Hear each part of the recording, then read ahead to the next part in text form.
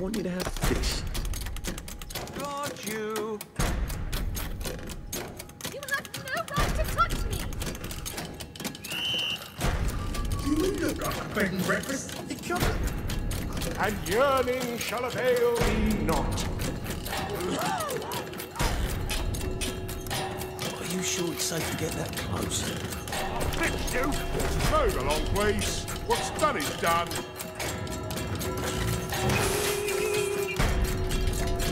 Get yourself back to the garden.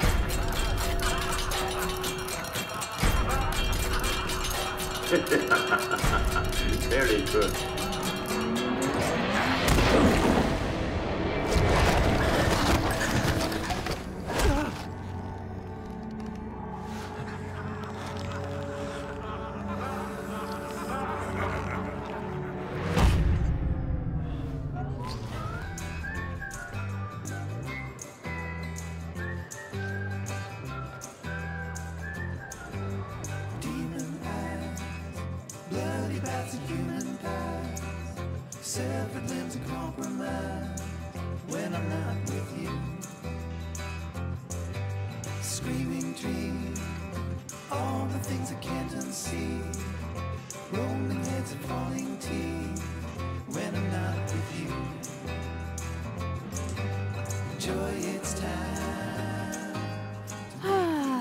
What do you think, huh? Ooh, we like you. Awesome. So that is our next title. We are super, super excited to be the publisher on We Happy Few. And so to talk a little bit more about We Happy Few and how this thing actually happened, I would love to bring on Guillaume from Compulsion Games, developers of We Happy Few. Come on out, Guillaume.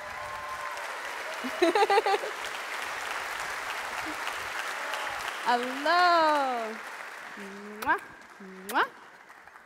That's how we do. Awesome. Hello. Welcome. Good morning. Good morning. How are we doing? I'm good. Cool. So one of the things that I know folks kind of want to know is how did Compulsion hook up with Gearbox Publishing in the first place? Well, actually started on our last title. We made a small game for the hardware launch of the PlayStation 4 called Contrast. And, yeah, Contrast? Awesome. And it featured a magician. I think there's somebody at Gearbox that likes magic. Huh. I wouldn't know. So we had a small chat with Randy back then and folks at Gearbox to see if we could work together. And they were super nice. They referred us to 2K. They helped us on business and whatnot, but they didn't have the infrastructure to help independent developers at that time. And then you arrived.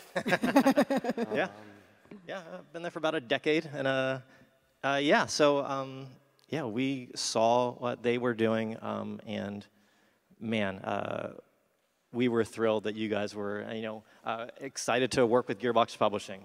It was a thing that we could apply all those lessons we've been learning, and most recently with Fortnite, and we thought that, hey, we really believe that we can help get We Happy Few to even more people. We really believe that we can do something amazing with Compulsion.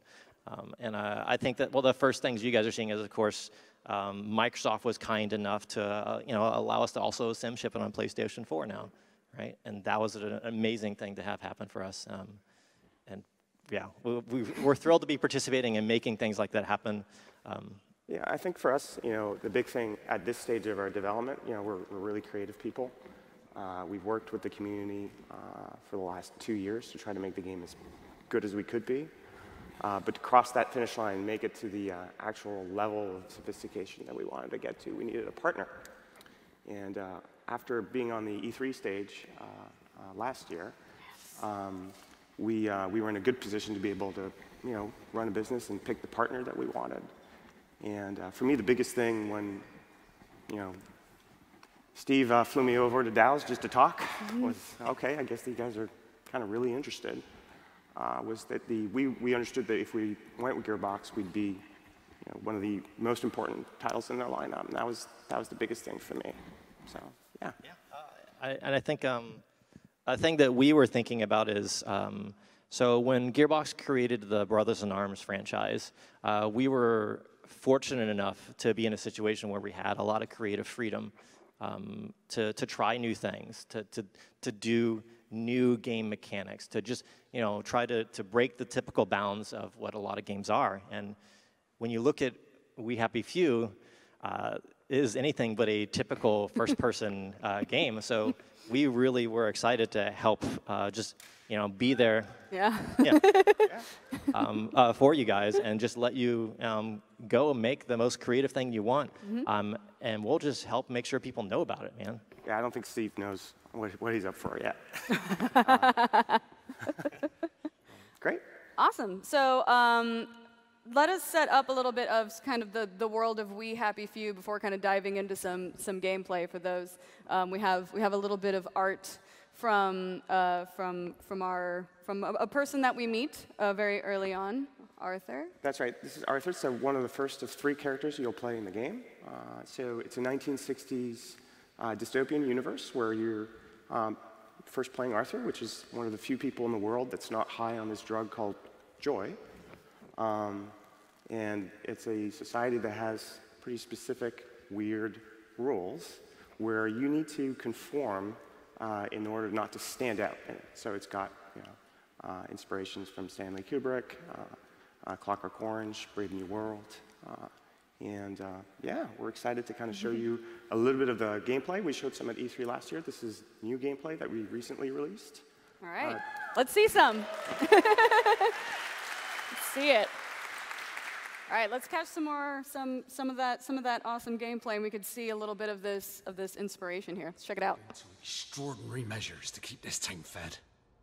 We are in an extraordinary situation, aren't we? You were so helpful in bringing me that package.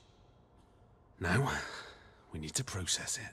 You want me to help process that package? I'm not proposing you hurt anyone, you understand? Just ignore a silly old taboo. Just go on through that door if you're willing to help.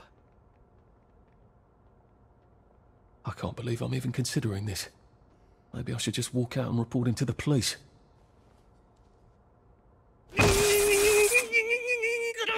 People say you can't get good help these days.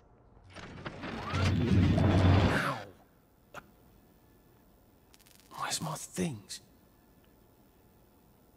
No windows? That's not ominous at all. Welcome to Cutty's Mechanical Kitchen, featuring the very latest in meat packing technology. It used to take days to dismantle a carcass. With my new inventions, one apprentice can reduce a carcass to its edible parts in no time at all. I hope you're as excited as I am. This is the very first time we're running our machines on the real material. What have I got myself into? Now, the first thing that I need you to do is obtain the package from the upstairs cold storage room. Don't worry. At no point will you have to unwrap the package. The magic all happens through the provided access valve. First, we must exsanguinate the package. Bring it downstairs to the exsanguinator. Put you in certain uncomfortable situations in the game. Slightly. And really, one of the elements of it is figuring out which way you get out of these situations is, the subject of a lot of the puzzles in the actual game. Before you mount the package, you'll need to operate each machine once, just to clear out any residue and check its operational soundness. We don't want to contaminate the product, do we?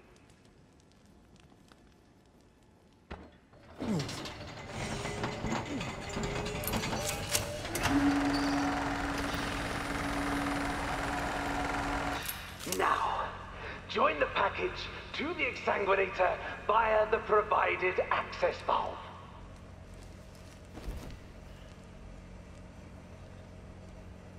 Now, turn the crank until the exsanguinator determines that the package no longer contains free liquids. We don't want anything to go to waste, do we?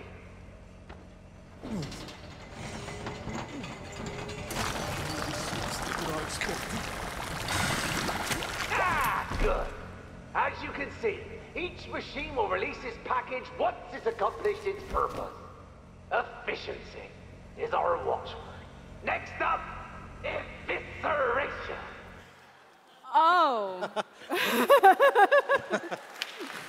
There's creative freedom for you.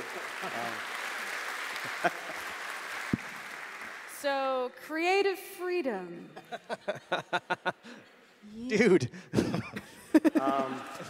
Yeah, the first time the team brought this one up to me, I said, okay, are we encouraging this? And I think that's kind of a lot of the concept of what the game's about. So this is one example of a piece that we've built to really develop the history and the lore of the world itself. And this specific piece is explaining what's behind Victory Meat, which is these little blue cans that you can find that look like Spam cans in our world. The first character that you play, Arthur, is kind of this bumbling guy that doesn't always get into the most perfect of situations. But in doing so, we're kind of adding layers to the world that really reveal the history of the world and trying to create like a deep picture that ties everything together ahead of the story campaigns coming out next year. So.